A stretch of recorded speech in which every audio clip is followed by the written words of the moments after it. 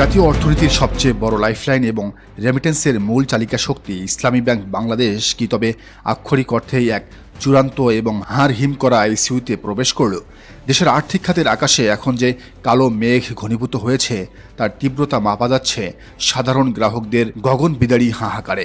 Digital স্ক্রিনে বড় বড় অক্ষরে ভেসে উঠছে এক নজিরবিহীন ও অবিশ্বাস্য রিয়েলিটি। ইসলামী ব্যাংকের প্রায় 99.99% এটিএম বুথ এখন আক্ষরিক অর্থেই ক্যাশ আউট। শুধু তাই নয়, প্রযুক্তির যুগে ব্যাংকটির অ্যাপ কিংবা অনলাইন ব্যাংকিং সিস্টেমের উপর নেমে এসেছে এক অলিখিত নিষেধাজ্ঞা। ইসলামী ব্যাংক থেকে অন্য কোনো ব্যাংকে এখন 5,000 টাকার বেশি ফান্ড বা টাকা ট্রান্সফার করা যাচ্ছে না। এর চেয়েও বড় বিপর্যয় হলো আন্তঃব্যাংক লেনদেনের অন্যতম বড় মাধ্যম বিইএফটিএন ট্রান্সফার সুবিধাটি পুরোপুরি বন্ধ করে দিয়েছে ইসলামী ব্যাংক কর্তৃপক্ষ। দেশের বৃহত্তম একটি প্রাইভেট বাণিজ্যিক ব্যাংক যখন এক সপ্তাহের ব্যবধানে আক্ষরিক অর্থেই পঙ্গু হয়ে যায়, তখন বুঝতে হবে এই অর্থনৈতিক থ্রিলারের ক্লাইম্যাক্স কতটা ভয়াবহ এবং ধ্বংসাত্মক হতে যাচ্ছে। ক্যাশ ম্যানেজমেন্ট এবং এটিএম অপারেশনে দীর্ঘদিনের কাজের অভিজ্ঞতা সম্পন্ন দেশের শীর্ষ ব্যাংকিং বিশেষজ্ঞরা এই পরিস্থিতি দেখে কপালে হাত তুলছেন। তাদের স্পষ্ট বক্তব্য, একটি সচল এবং দেশের সবচেয়ে বড় ব্যাংকের 99% এটিএম বুথে নগদ টাকা না থাকা বা ক্যাশ আউট হয়ে পড়ে থাকা ব্যাংকিং ইতিহাসের এক নজিরবিহীন ও কালো অধ্যায়। এর পেছনের কারণটি কোনো যান্ত্রিক ত্রুটি নয়, এর পেছনে রয়েছে দুটি চরম রূঢ় বাস্তবতা। প্রথমত, ব্যাংকের ভল্টে তীব্র ও আশঙ্কাজনক নগদ টাকার সংকট এবং দ্বিতীয়ত, গ্রাহকদের মাঝে ছড়িয়ে পড়া এক চরম আতঙ্ক বা ব্যাংক রান। ব্যাংক কর্তৃপক্ষ নতুন করে এটিএম রিপ্লেসমেন্ট বা বুথগুলোতে নগদ টাকা রিফিল করাই বন্ধ করে দিয়েছে, কারণ তারা বুথে যে টাকা দিচ্ছে, আতঙ্কিত গ্রাহকরা হুমড়ি খেয়ে পড়ে কয়েক মিনিটের মধ্যে সেই টাকা ভল্ট খালি করে তুলে নিচ্ছেন। এই গণ উত্তোলনের সুনামি সামলানোর ক্ষমতা কোনো ব্যাংকের ক্যাশ লজিস্টিক টিমের পক্ষে সম্ভব নয়। ডিজিটাল ব্যাংকিং আর ফান্ড ট্রান্সফার এভাবে লক করে দেওয়ার সরাসরি খেসারত দিতে হচ্ছে দেশের ব্যবসা বাণিজ্য ও সামগ্রিক অর্থনীতিকে। বিইএফটিএন ট্রান্সফার পুরোপুরি শাটডাউন বা বন্ধ করে দেওয়ায় সবচেয়ে বেশি রক্তক্ষরণ হচ্ছে দেশের ছোট বড় ব্যবসায়ীদের, যাদের প্রতিদিন লাখ লাখ টাকার এলসি সেটেলমেন্ট, কাঁচামাল কেনা কিংবা সাপ্লায়ারদের পেমেন্ট পরিশোধ করতে হয়। তারা এখন আক্ষরিক অর্থেই দেউলিয়া হওয়ার পথে। ব্যাংকে কোটি টাকা জমা থাকা সত্ত্বেও তারা অন্য ব্যাংকে বা ব্যবসায়িক পার্টনারকে একটি টাকাও পাঠাতে পারছেন না। অর্থনীতির এই স্থবিরতা দেশের পুরো সাপ্লাই চেইনকে ভেঙে চুরমার করে দিচ্ছে, যা ধুঁকতে থাকা জাতীয় অর্থনীতির জন্য মোটেই কোনো সুখকর বা ইতিবাচক সংকেত নয়। এটি মূলত একটি সচল অর্থনীতির বুকে কুড়াল মারার শামিল। পরিস্থিতি এতটাই নিয়ন্ত্রণের বাইরে চলে গেছে যে ব্যাংকিং খাতের অন্দরমহলে ফিসফাস শুরু হয়ে গেছে।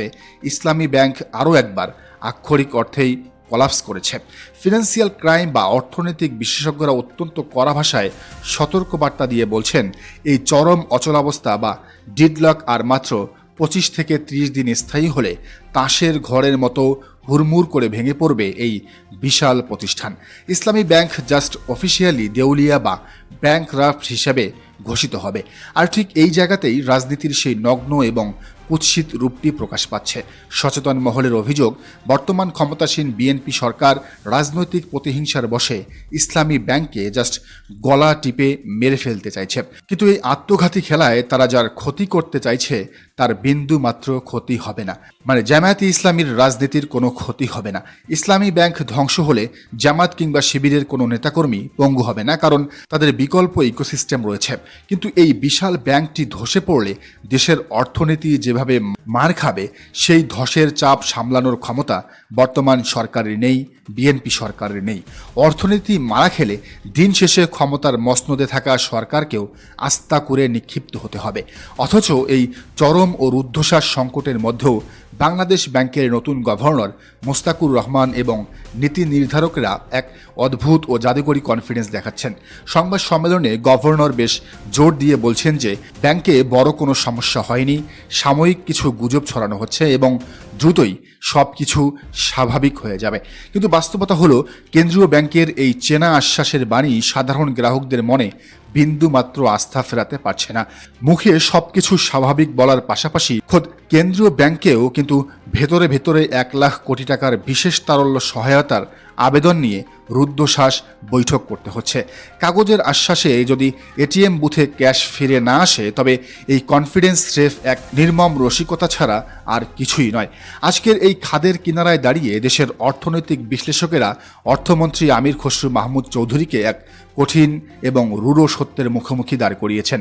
তারা বলছেন, রাজনৈতিক অহংকার আর দম্ভ একপাশে সরিয়ে রেখে দেশের স্বার্থে এবং 3 কোটি গ্রাহকের আমানত বাঁচাতে অর্থমন্ত্রীর উচিত এখনই জামাতের যারা অতীতে এই ইসলামী ব্যাংকের সুবর্ণ সময়ে এর টপ ম্যানেজমেন্ট এবং পরিচালনার সাথে জড়িত ছিলেন, তাদের হাতে পায়ে ধরে আবার ব্যাংকের ড্রাইভিং সিটে ফিরিয়ে আনা। তাদের সামনে গিয়ে স্পষ্ট করে বলা উচিত, আমাদের ভুল হয়েছে, আমরা ব্যাংক চালাতে ব্যর্থ হয়েছি, এইবার দেশের অর্থনীতি আর কোটি মানুষের ঘাম আপনারা রক্ষা করুন।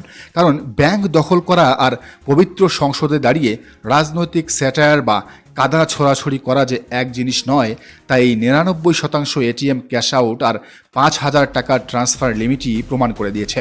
ক্ষমতার দাবার বোর্ডে এই চরম হঠকারিতার খেসারত যদি পুরো দেশকে দিতেই হয়, তবে আগামীর ইতিহাস এই ধ্বংসযজ্ঞের জন্য বর্তমান সরকারকেই প্রধান অপরাধী হিসেবে কাঠগড়ায় দাঁড় করাবে, তা একদমই নিশ্চিত। দর্শক, বিষয়টিকে আপনি কীভাবে দেখছেন জানান মন্তব্যের ঘরে। আর এই চ্যানেলে নতুন হলে অবশ্যই সাবস্ক্রাইব করে বেল আইকনটি বাজিয়ে রাখুন।